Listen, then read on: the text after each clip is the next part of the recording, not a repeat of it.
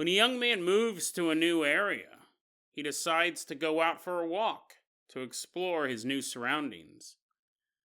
Little does he realize he may find himself slipping through time itself.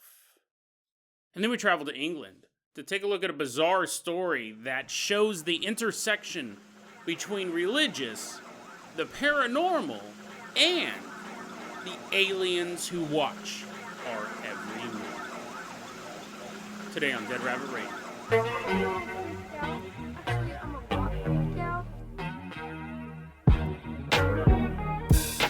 Hey everyone, welcome back to another episode of Dead Rabbit Radio. I'm your host, Jason Carpenter. I'm having a great day. I hope you guys are having a great day too. I hope you guys are having tons of fun doing whatever you're doing. We got a lot of stuff to cover today. So first off, walking into Dead Rabbit Radio Command, everyone get on your feet and give it up for Brian Blackwood. Woohoo, yeah, yeah, clap on. He's walking on in Dead Rabbit Radio Command. Big smile on his face, I hope. This episode shouldn't be too disturbing. I think you got a good one, Brian. Brian Blackwood, not only did he come out with Brian Blackwood and his partner, Michelle Morningstar, they both swang by the... Is that a word? Swang? They both stopped by the Dead Rabbit Radio booth. Both listeners of the show Dead Rabbit Radio, and they were out there to chat and to see the presentation, but also they're both authors, and Brian Blackwood just released his, I think this is his debut novel. Maybe I'm wrong on that. I know he's a professional writer, but could be wrong, right? He didn't give me a script, but anyways, he just has this book published now called Fractured. It is I haven't read it yet. I bought it, but I haven't read it yet. From what I understand, he's like, dude, don't try talking about my book if you haven't even read it. If you don't even understand it. I think it's like a horror urban fantasy. There's this serial killer that can like hop into people's bodies. Something like that. So anyway, he's all shaking his head. He's like, I guess it kind of describes it, but you're kind of blowing it, buddy. Brian Blackwood, you're going to be our captain or pilot of this episode. I will read the book. I do really want to read it. I will read it. I do want to read it. And I'll put the links to the Amazon store in the show notes if you guys want to pick up a copy as well. Brian Blackwood's book, Fractured. I always like it when members of the Fluffle, members of the community are putting art out there, creating this stuff, whether it's comic strips, we have a lot of that stuff, web comics, fan art, and then books as well. You guys are amazing. Have a couple of people who work in the movie industry. I love all you guys. It's so fascinating. And even of you guys who don't do that, who just are studying or washing your dishes while you listen to the podcast, you guys are fantastic too. Michelle, you'll get a shout out in a following episode. Right now, Brian, let's go ahead and toss you the keys to what's our spookiest vehicle? Probably the Jason Jalopy, because I'm pretty sure it doesn't have seatbelts. Brian, let me go ahead and toss you the keys to the Jason Jalopy. We're leaving behind Dead Rabbit Command. Why don't you drive us all the way out to Tennessee? Nice leisurely drive out to the state of Tennessee. It's April 2023. It's 2 a.m. As we're driving down the road, we see a young man kind of just walking by the side of the road, and he kind of makes a turn, and he just walking off in a field. And you're like, dude, it's super late to be out walking. And I go, yeah, it's pretty unsafe for sure. We almost ran him over in this old-timey car. It's definitely not safe, but this is what this guy loves to do. We don't have his real name. We're going to call him Ned. Ned loves going for walks, specifically going for walks during a bright moon. Moon hanging high in the sky. Out for a walk. You mean, Sabine, I don't mean to go off topic. I actually have to hurry up and do this one because the next story is really long. Me and Sabine have had this argument now for quite a while, maybe about a week. I have been told my entire life that a full moon lasts 3 days. I've been taught that. And it also, sometimes, this is weird, sometimes it is a plot point in a werewolf movie. Sometimes they go, well, this guy's murdered these 10 prostitutes. He's a very busy werewolf. We only have 2 more nights to catch him. Otherwise, we'll have to wait a month. And by then, he may have moved on. So he's a werewolf 3 consecutive nights in a month. Other werewolf movies is just like 1 night a month he kills a bunch of people.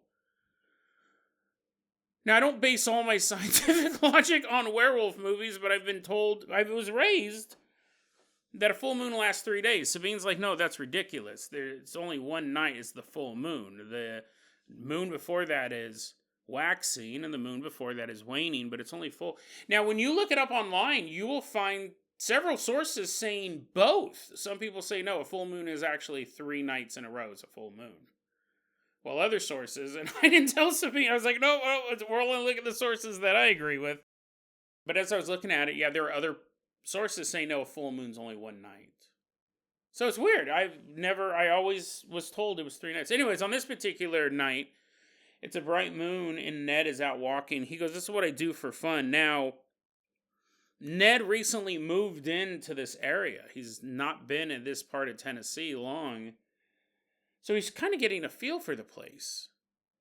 He has that little exploration bug nipping at his feet, as well as enjoying the stillness of the night.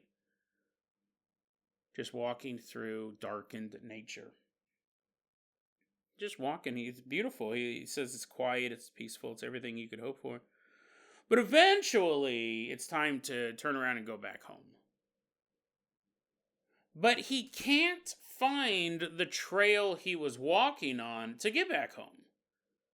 This guy's an experienced night walker. He goes, well, I can't find exactly the right way that I, quote-unquote right way that I came out here, but I'll be able to get back. Plus, also, it's April 2023, so he does have a cell phone. If worse came to worse, he's out walking.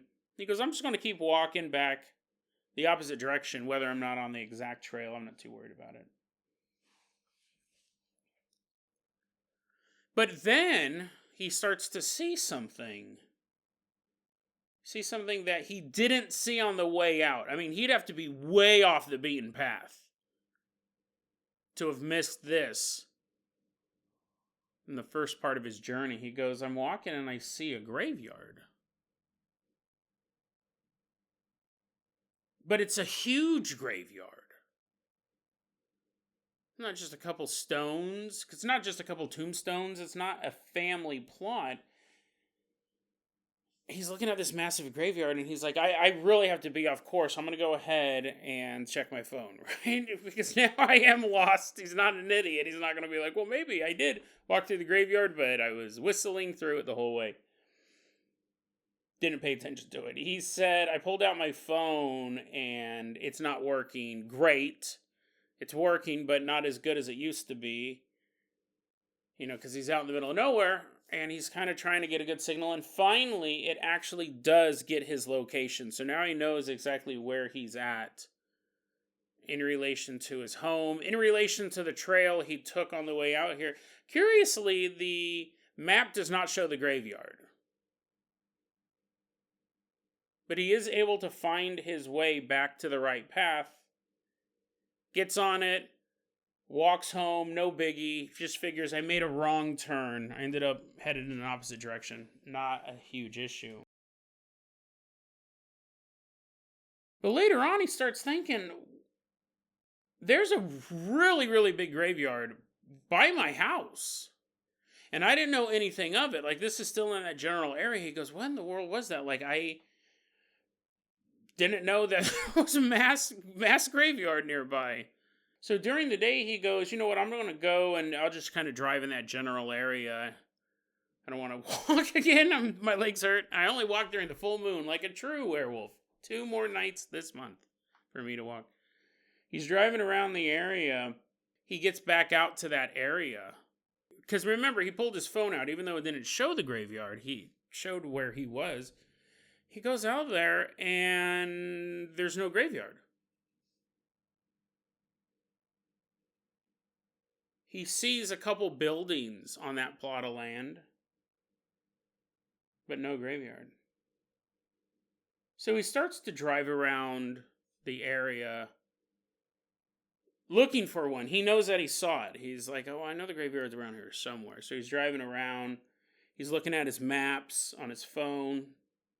There's no graveyard anywhere around this area. Not a big one. He goes, there's not even a small cemetery. Even if for some reason my eyes got confused in the dark. He goes, there's not even like a family plot. There's not even a small cemetery. There's nothing out here that would make sense as to what he saw that night. He said, he goes, because he posted this on the X board. He goes, I was never scared. I definitely wasn't scared when I first saw it because I figured, oh, I must just be lost. This must be a real graveyard. But the more he explored the area and the more that he realized that that graveyard didn't exist, well, we'll put a little asterisk next to that comment. He goes, even now I don't feel scared. It doesn't feel spooky. If anything, he feels confused. He just can't make heads or tails of it. It's one of those great stories we talk about on this show that doesn't fit into a neat paranormal category. But there are a couple of theories that have been thrown out about this one. He's thought about it, and other posters on the X board were kind of tossing in their 2 cents. A couple of the theories, this is the first one I thought of, was that he was looking into an alternate reality. That he was seeing an area that had a graveyard in another world, much like our own. We do see that in the world of the paranormal, interdimensional jumping, the multiverse, things like that. That's kind of what I went to. But, the X-Board, they got their own theories, and I think they're better and more disturbing than mine. Because a couple people were saying, you know what, it's possible that you were seeing through time. And in that case, you could be seeing a graveyard that used to be there. That was torn down to put up those buildings. Okay, that's pretty weird. Seeing a graveyard that once existed and was just demolished to put up these 3 buildings. Possible, and you could honestly verify that through city records. It could have been a thing where they said, yeah, we have to move these bodies, so we interred them there. Which then would be kind of a nice little bow to this story. Ned could sit back and go, okay, so that's what I saw. Not like that's the most comforting thing, the ability to see through time, but it would make sense. You'd go, okay, I saw a graveyard, and it was never really in this area. I see a graveyard. And then I find out that this graveyard had been there since the Civil War up until the late 70s, where they moved all the bodies for whatever reason, reinterred them somewhere else, and then put these things up. You could then go, case closed. I figured out, I don't know how I saw it or why I saw it, but I know what I saw. Interesting. But then someone pointed this out, which was way creepier. What if Ned was seeing through time, but was seeing into the future?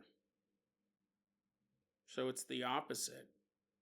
At some point in the future, those buildings are going to be torn down, or maybe they're destroyed in some sort of event. And in their place, a graveyard for people who may not even be born yet. He could have been seeing something that wasn't destroyed in the past, but won't be built until the future. That's really creepy if you think about it.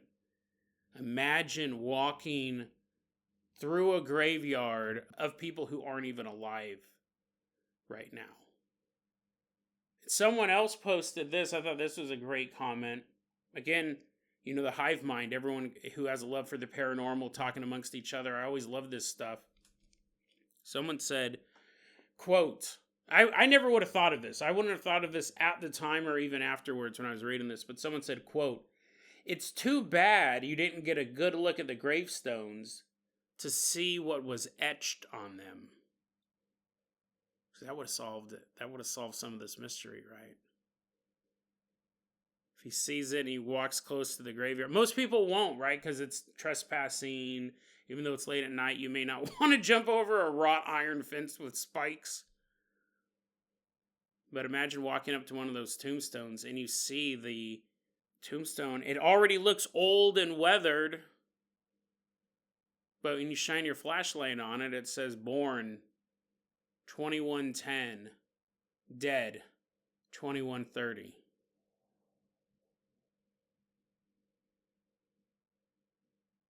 Or even creepier, imagine if you went, that's way far. That's like Jetsons. That's a little Astro in the pet cemetery next door. Imagine if you walked in with a flashlight and you started looking at all these gravestones and the date of births were various ages, but they all ended in 2025. All of these gravestones were put up very recently. An upcoming calamity that would need a lot of graves in really quick order. And these type of stories I always find interesting too, because you have to think he's walking by, he sees the graveyard. Whether he's looking into another dimension or looking through time, if he had entered that graveyard and then it went back to where it originally came from, would he be walking through that graveyard and then he would feel something funny, then all of a sudden all the graves are missing and he's standing on this piece of land that only has 3 buildings? Or would he walk through this graveyard and be looking at the gravestones and be like, this is so weird, I've got to get back home? And you leave the graveyard and you're no longer in our reality. You're no longer in the time that you left. Would you be teleported back with it to where it came from? Fascinating story. Fascinating story, Ned. Thanks for posting that. I love stuff like that. You could almost say it might make a good book, Brian. It might make a good book. Now I'm telling him what to write. I was like, I want you to write a book about this.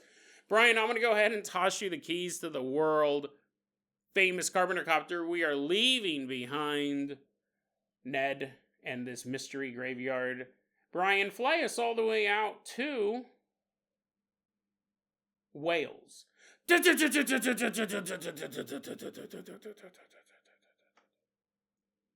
Brian, go ahead and hit that time travel button. We're headed back to the year 1903.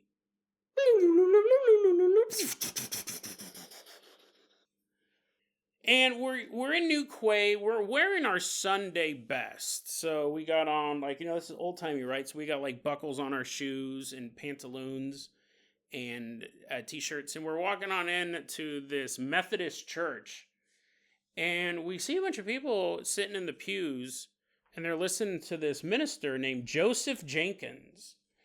And people are just kind of sitting there. And he's like, when fire comes, we get a fire extinguisher.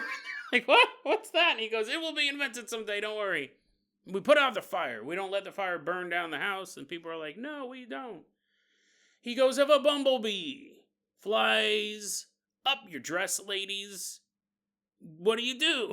What do you do with their eyes? It's like the worst thought. I can't imagine wearing a long, old-timey dress and have a bee fly up there. Because, listen, man, you and the bee are going to have a bad day. You're all trying to kick it out and stinging you multiple times. He goes, ladies, what do you do when a bee flies up your skirt? They're like, I don't know. And he goes, you get rid of it. Somehow he doesn't understand the logistics either. They're like, why are we listening to this guy? He's just throwing out these weird analogies. Joseph Jenkins was just this Methodist preacher, and one day he's giving this sermon in Wales, and he says, quote, I love Jesus with all my heart. You would be hard-pressed to find a minister who hasn't said that at some point during their career. Very simple statement. I love Jesus Christ with all my heart. The story's very well documented. It's absolutely nuts. He said this phrase, and the audience in this church felt this electricity shoot through their souls. And this spiritual hunger seemed to well up in the parishioners.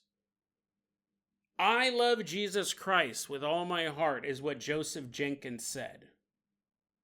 And from that moment, Wales and England were about to experience a religious revival that has not been seen in modern times. This was the last great revival, which is this time of just this spiritual awakening in a society. But it's far more bizarre than that, because you had a probably the first dedicated paranormal researcher who was looking at things like high strangeness and trying to catalog all this stuff, Charles Fort. That's why we have stuff called the Fortean Times, or Fortean used to be a term used for the paranormal. He is that much of a cornerstone of the paranormal community. And he was alive when this was going on. He was watching these events unfold. And while most religious revivals would be this way to get all of a sudden a mass conversion, a population hungry for answers, suddenly turning towards a particular religion, and you'd have these mass conversions take place over months, sometimes even years. What Charles Fort documented was a cacophony of mind-bendingly bizarre phenomenon. What would happen? So you had these people, like people were leaving the church that day, and they had this need to spread that message. They had a calling from a higher power to preach the message that Jesus Christ is love. So they began marching en masse through the streets of New Quay, and eventually it started to spread through Wales, where you had people trying to get converts, trying to share the good news. There's good ways, and then there's weird ways to do that. One of the things that these revivalists were doing is they would carry coffins down the street. It's not really welcoming thing. You wake up in the morning, you drink coffee, you see a bunch of people walking on the street carrying a coffin. They're openly weeping. They're sobbing. And they're screaming, Jesus loves you. Jesus loves you. He loves you so much. Everyone, you need to hear the word of God. And you're like, what in the world is going on? You're drinking your coffee and people are carrying coffins down the street. Now, in Europe, specifically England and Wales, you had a big division. There's a bigger division of this in Ireland, but you had the Protestants and the Catholics. And Methodism is Protestant, and that's where this revival is starting from. And because listen, man, you've lived in tight-knit communities, you knew your neighbors. As these revivalists, like they may start off in their town, but now they're marching to your town, and you just get swept up in the fervor. It's really like this, the same way that riots break out. You just can't control yourself. We are pack animals, and the bigger the pack, the more uncontrollable things can get. We're flipping cars over. We're setting buildings on fire. They were going to the houses of Catholics because you knew where they lived. The revivalists come from their town to your town. You join this march, and then you're like, hey, Johnny over there. Johnny's a Catholic. And they're like, okay, well, he's not a Protestant. We better convert him. They'd start banging on their doors. They're banging on the Catholics' doors. That's a little annoying, right? You could probably get used to that. You probably put on a pretty good rhythm. You're like, all dancing. You're all dancing. You're like, dude, can you bang at 100 beats per minute? They're like, you're all doing Skrillex dance. They were also throwing bricks through the window. You can't really dance to that. They're throwing bricks through the windows. It was very dangerous to be a Catholic. You all of a sudden had a bunch of people. You'd recognize some of them you wouldn't. The crowd kept getting bigger and bigger because you just couldn't get away from this revival. I mean, literally, people were trying to run away from it because they were in fear for their lives. Eventually, some guy this was quoted in the newspaper, the Liverpool Echo. Someone went to the magistrate and goes, hey, you got to do something about the 10,000 people marching through town. attacking Catholics and screaming all day long. And the magistrate says, listen, just if you see them go, this was an actual quote, when you see one of these processions, you should run away as you would from a mad bull. Because that's how dangerous they were, right? It's just a mass of people. And they're spreading good news. But they're whipped up in such a religious fervor. And they're attacking Catholics as well. That's not good, but you couldn't reason with them. You were either a convert, which was a good thing, or you were an enemy. At a certain point, I don't think this was the final tally, but just to let you know, in the opening days or weeks of this revival, you had over 100,000 people convert to Protestantism. So this isn't like just 5 people walking down the street with your signs. You're moving from church to church, from city to city, and there's a lot of them. Now, Charles Fort, he was looking at all of this from the idea of, wow, this is amazing what a mass, I don't want to say like a mass panic, because they felt they were doing the right thing, but just basically when you get a group of people together and it keeps getting bigger and bigger, it becomes harder and harder to govern. And you would start to have religious leaders kind of glom onto the revival, some of them to boost their own political or religious power, some of them because they really felt the need of the spiritual calling to be part of this. On one hand, that really fascinated Charles Fort because he studies the strange. But then he actually started to hear reports of truly bizarre phenomenon happening due to these revivals. Sometimes these parishioners, these revivalists, would be walking down the street. Sometimes they got the coffins. Sometimes they're screaming at the top of their lungs. Sometimes they were carrying sledgehammers. Now, I'm sure that made every Catholic in town. They're like, oh, I heard Francis nice this time of year. They're carrying sledgehammers, but they weren't using the sledgehammers to knock down doors. They'd be walking down the street and they would say, the power of Christ gives us power over everything. And then one man would take that sledgehammer and he would slam it into the stomach of the dude standing next to him. And it wouldn't hurt the other guy. And that guy would be like, that's sledgehammer. His eyes are bleeding. He's bleeding. He's coughing up blood. He's like, see? Totally normal, everybody. He can barely hold up his own sledgehammer.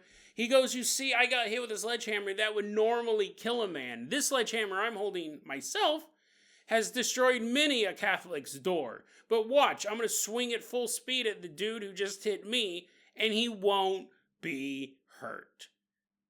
And he'd hit the guy, and the dude would be like, we told you, this is what Jesus can do for you.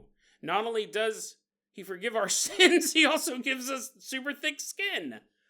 They would walk down the street hitting each other with sledgehammers. Now, here's the thing.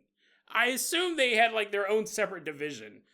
I would hate to be the guy who's like, you're watching all this, you're reading about it in the news. Because the news was covering this, and they thought it was so dumb. They were covering it, and they're like, look at these bumpkins, look at these rubes, believe in all this stuff. Even though they may be Protestant or Catholic newspapers, there's always that division in religion between like the upper crust members of a church and then just kind of like the bumpkins who are in their country church, their one door, one room church. It's terrible to think like that, but you do see that. The newspapers are like, this is all completely foolish, but you're reading about the newspaper and you're seeing it in the streets. You're seeing all this stuff, and you're sitting in a house, and you're like, oh, man, the good word. I've heard a lot of great stuff about this. I'm going to go join this procession. And you get out there, and you're like, what are you guys talking about? And they're like, the healing power of Christ. You're like, oh, that's awesome. Yeah, I just joined like 5 minutes ago, and the next thing you know, you're getting pummeled with sledgehammers. You're like, and they're just turning you into paste. Like, I don't know. I'm pretty sure they probably had like a dedicated sledgehammer division. They're like, okay, you got to be praying for this many days, X amount of days, before we can hit you with a sledgehammer. They also did this thing, and what's funny is like, part of this is a parlor trick. You could go, well, that's a parlor trick, right? That famous magic trick, getting hit in the stomach with a sledgehammer. They also did a thing with hot coals. And you're like, oh, yeah, we know how you can walk across hot coals. Your foot produces just enough liquid between the skin and the coals that anyone can really walk across the hot coals. As long as they don't stop, they can. Most people, I mean, maybe if you have a limp, I wouldn't trust it. Your foot's dragging. Maybe if you're constantly dehydrated, I wouldn't try it. But there's that thing where you can put hot coals down, and spiritual leaders use it now. They're like, I'm protected by the great God, and then you walk across the coals. And if you don't know the trick, people go, wow, that's amazing. They were doing something similar, but they were holding hot coal in their hands. There's no trick there. They're just walking down the street, and some guy's juggling it. He's dropping it on people. They're catching on fire.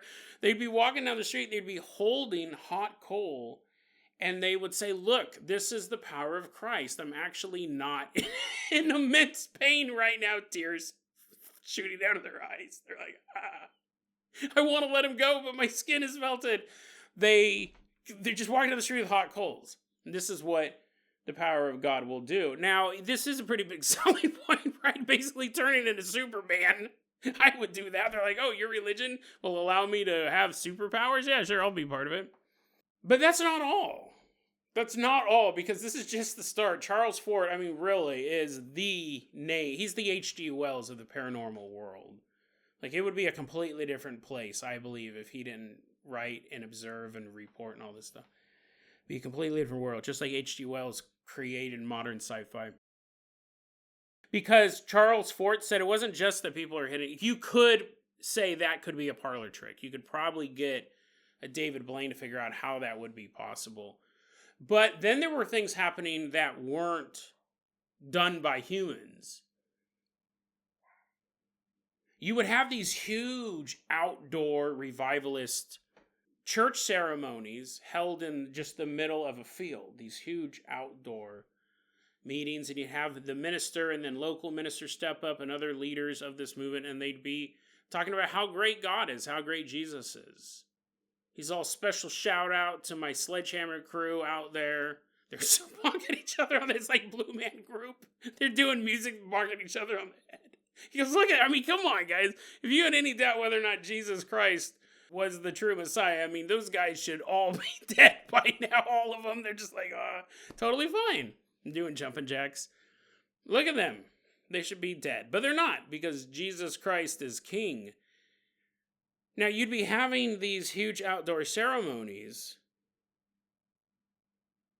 and people go, oh, look, whoa, what? Oh my God. All the parishioners sitting out there, because these things would last days. Night's falling, they're all sitting out there, and everyone's just, something's taking their breath away. And the minister looks up into the sky, and these blazing lights are streaking across the sky. Everyone's looking up at this heavenly dance. They've all seen shooting stars. That's not what this is. They lived in a world before light pollution. They know what the night sky is supposed to look like, but this is something different. And these lights would zip and zap across the sky and then would stop and begin to descend. It would start to come down out of the night sky towards the revival meeting, towards the revivalists. They never landed. But, I mean, that's enough, right? I mean, if you saw a UFO stop and start, like, coming towards you and it stays still, like, a mile or two, and it still is 30,000 feet up in the air, I think you'd be like, well, that, I mean, they're not thinking UFOs. They're just thinking, this is a miracle. This is God showing us that we're on the right path. There was a woman who was considered the prophetess of the movement named Mary Jones, and there were reports that the carriage that took her from town to town, sometimes you'd look up and there'd be a ball of light in the sky following the carriage. So these are 100% sign. To the people who believe, this is just more proof that they are on the right path. This whole thing lasted from 1903 to 1905. He really took off in 1904. That's when you started having the mass of people But it was in 1903 when Joseph Jenkins proclaimed, "I love Jesus Christ with all my heart," and historians say that's what started this movement. But by 1904, it's just mass people moving through the city. The journalists who were originally kind of mocking the country bumpkinness of it all, as bright lights are streaking across the sky in England, they go, okay, there might be something to this. This is kind of weird, guys. The newspaper started getting more serious in tone. It wasn't like, look at these rubes. It was like, there's something weird is going on. Like, I'm far away from it. They're not in my part of town. But I can look up and I see these streaks of light. In Wales, where this whole thing started, people began to report sightings. Not of lights in the sky, but of luminous humanoids. They were in Wales where all of this started. And Charles Fort, he had a theory about this. He believed, this is really interesting because this is huge in modern psychic, paranormal lore, that these may have been beings, these humanoids may have been some sort of entity that were feeding off the energy that the revivalists were generating. And there would be a lot of that.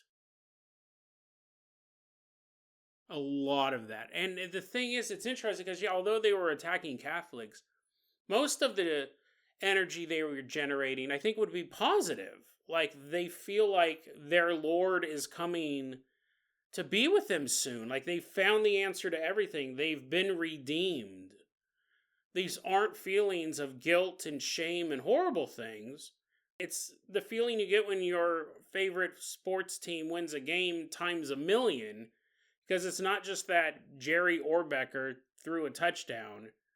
He threw a touchdown and your immortal soul is saved and all your sins have been forgiven. It's a little higher up there. So if an entity wanted to feed off of energy, specifically positive energy, it'd be a great place. Even if it did want to just feed off of energy in general. I now just came up with a conspiracy theory about sports teams, but I'm going to write that down. I don't want to break up this narrative. Charles Fort wrote, quote, "The grip was a grab by the craze. The excitement was combustion or psychoelectricity or almost anything except what it was supposed to be. And perhaps when flowing from human batteries, there was a force that was of use to the luminous things that hung around. Maybe they fed upon it and grew and glowed, brilliant with nourishing ecstasies. If a man can go drunk on God, he may usefully pass along his exhilarations to other manifestations of goodness." Unquote. This revival is continuing to go on. You have people just walking out of their houses, walking out of their churches to join. What's interesting is that, yes, these people, there are the religious assaults against Catholics, but I keep saying other than that, that's pretty bad. There was this sense of goodness, of rightness. However, just like any movement, it can go wrong. It may not be the best fit for some people. Because what happened was, you were getting people to feel so ashamed, right? All of a sudden you're basked in the glory of God and all of your sins are laid bare. That deep shame that comes out of them. You have to go, okay, well, but that's forgiven now. I gotta clean. And you have all these people tied up in your torture prison. You're like, I'm a Christian now, guys. I'm redeemed of all that torture I did to you. And you're like leaving. They're like, will you let us out? And he's like, nope. That was an old sin. I'm only not doing new sins. And he cements the door shut. They'll never be found. You had people being like, oh, all my sins are forgiven. That's awesome. But then you had people who just couldn't get over their original sin. You had a couple stories like this. People would confess to crimes that they had committed and to sins they had committed, but they weren't real. people were going and report saying, sorry, officer, I went and I committed this horrible crime. You need to lock me up. I found the power of Christ and da-da-da. And the cop's like, what are you talking about? You didn't commit that crime. The guy who committed that crime is in jail right now. He confessed to it. There was a man who believed that he had sinned so badly that after becoming a member of this revivalist movement, he chopped off one of his hands. I mean, that's fervor. That's madness, really, at that point. And I vaguely, being the pastor of a son, I should know the Bible a little bit better, but I think that there is that verse where if your eye sins against you, you must pluck it out. If your hand sins against you, you must cut it off. And if I remember correctly, it's basically saying it is better for you to only have one hand than to have two hands and sin with them. I don't know. I don't remember the second part. I was like, cool, people are getting their eyes gouged out. Awesome. This is my favorite book ever. He chopped his own hand off. People were losing their minds during this. There was a woman who confessed to this whole litany of sins. She was confessing to things that she never did, and people were perplexed by it. They didn't know why she was doing that. Well, she couldn't live with the sins that she had not committed, that they knew that she hadn't. She ended up throwing herself in front of a train. She killed herself for a list of transgressions that she herself never committed.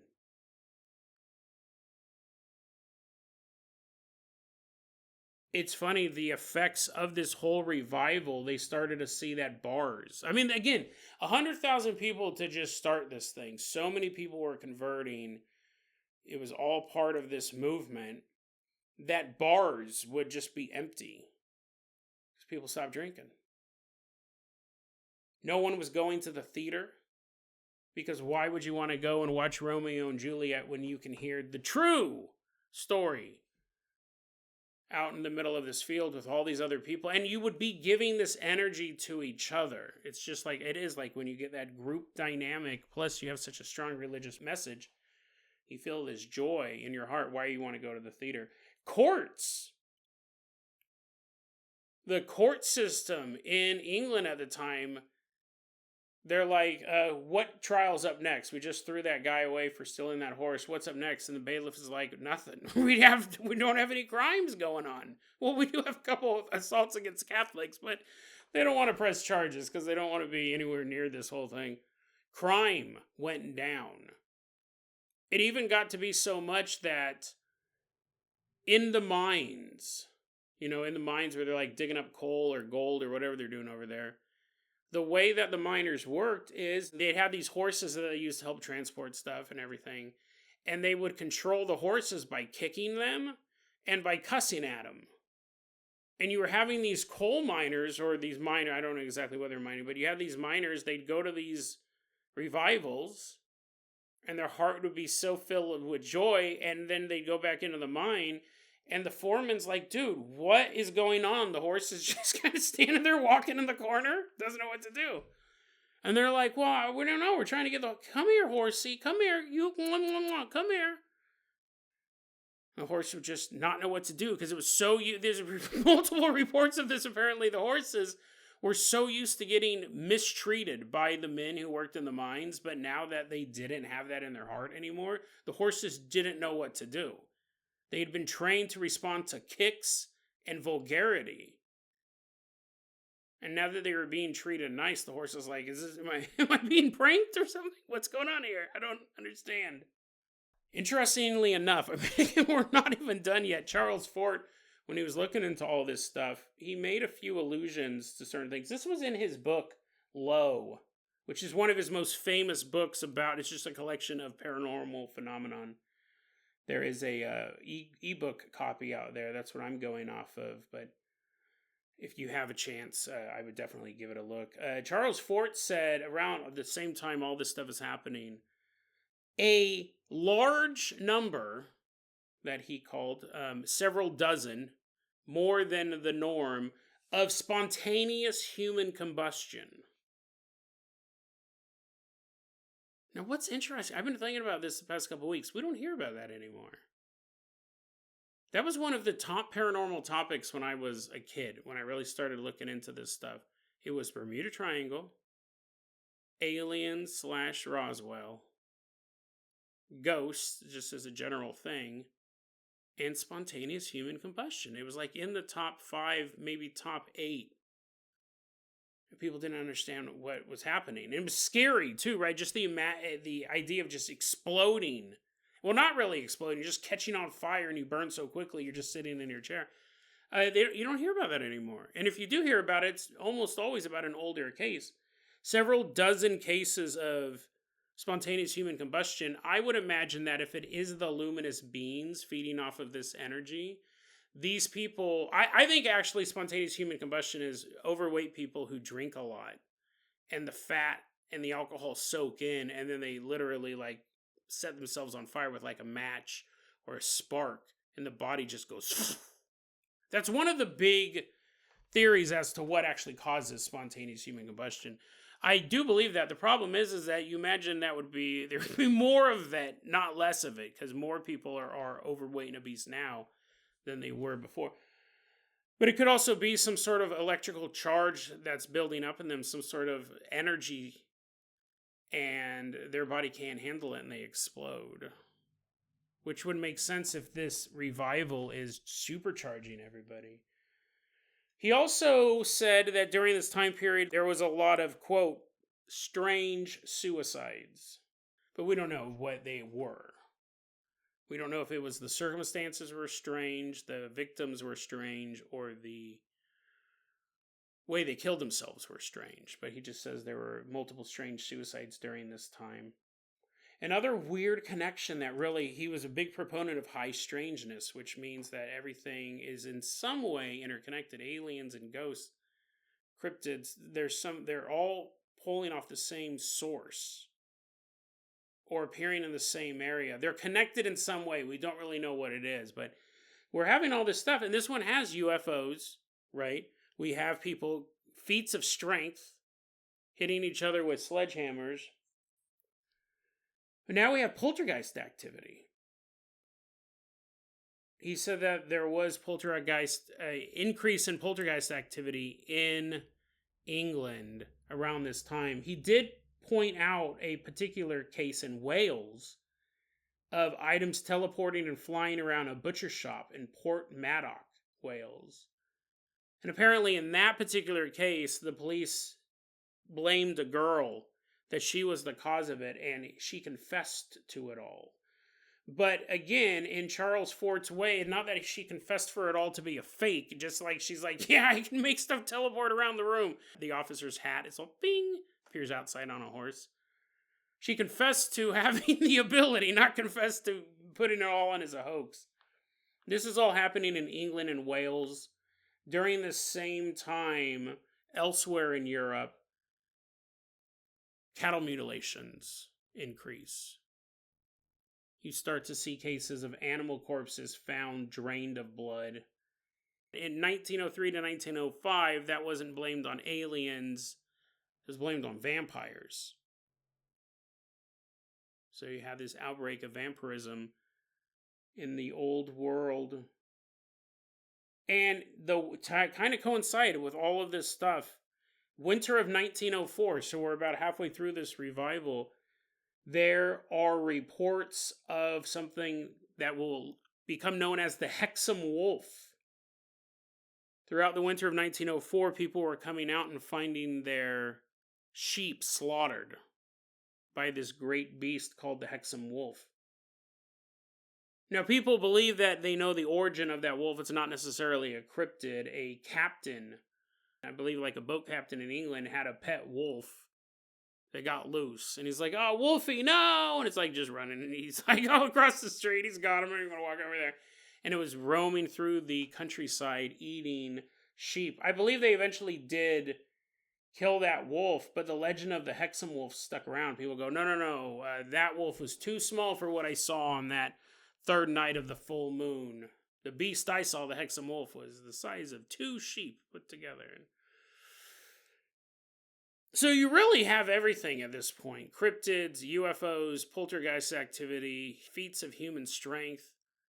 luminous energy beams, spontaneous human combustion. I mean, guys, this is like all the hits, right? This is an amazing story.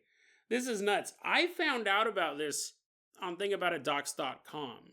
They're talking more about the alien angle. And I was like, okay, they mentioned Charles Fort, and I go, well, I know he wrote prolifically, so can I find any more information? And lo and behold, I did. I found that this is a very historically documented event. There's a lot of articles written about the revival itself. And even in those articles, there are like things that get a little weird. You know, they're not going to go into all of the energy vampires. They're like, there was some other weird stuff going on during this time period. And what happened was, like most revivals, it just kind of petered out at the end. By 1905, people kind of went back to their normal lives and the religious.